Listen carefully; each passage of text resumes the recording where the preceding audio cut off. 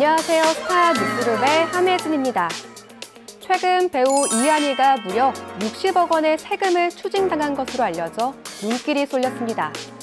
이로 인해 탈세 의혹이 불거지자 소속사는 고의적인 세금 누락이 아니라고 해명했는데요. 자세한 내용 스타 뉴스룸에서 확인하시죠.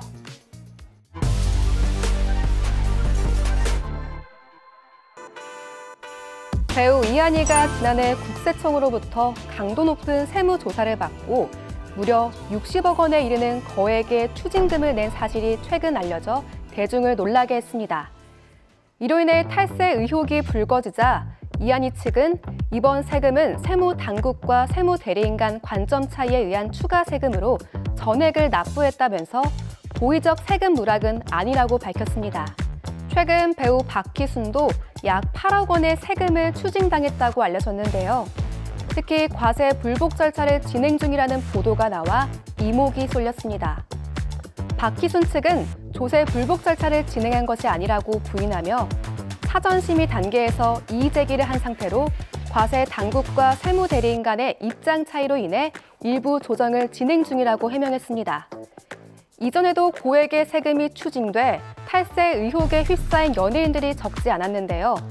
지목된 이들은 일제히 탈세가 아니라며 반박했습니다. 배우 이병헌은 2023년 고강도 세무조사를 받고 억대 추징금이 부과됐다는 소식이 전해졌는데요.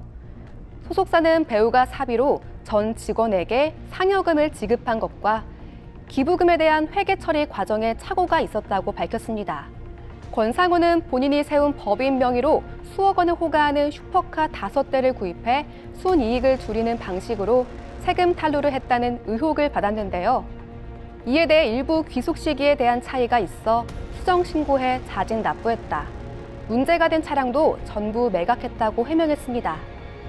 비슷한 시기에 배우 한효주, 황정음, 이민호, 개그우먼 박나래, 가수 겸 배우 이준호 등도 고액의 추가 세금 추징으로 탈세 의혹에 휘말렸지만 고의적인 탈세나 미납은 없었다면서 세무당국과 세무사 간 조율 과정에서 해석에 관한 의견 차이라고 반박했습니다.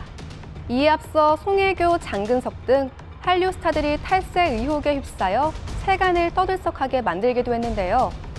당시 장근석 측은 배우가 아닌 소속사에 대한 세무조사였다며 회계상의 오류로 인한 일부 잘못된 부분에 대해 수정 신고 후 납부를 완료했다라고 밝혔습니다. 송혜교는 세무대리인의 실수로 일어난 일이라면서 납세자로서 주의를 기울이지 못한 점에 대해 사과했습니다. 스타들은 한결같이 추징금은 냈지만 탈세는 억울하다는 입장인데요.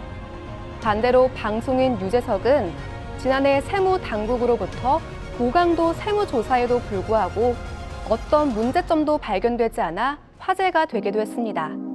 대중들은 적게는 수천만 원, 많게는 수십억 원에 이르는 세금 누락을 대리인의 실수나 관점 차이라고 치부하는 것은 설득력이 떨어진다는 반응인데요. 탈세 의혹이 휩싸이는 것만으로 이미지 타격을 피하기 어려운 만큼 납세자로서 연예인들의 더욱 세심한 주의가 필요해 보입니다. 지금까지 스타 뉴스룸이었습니다.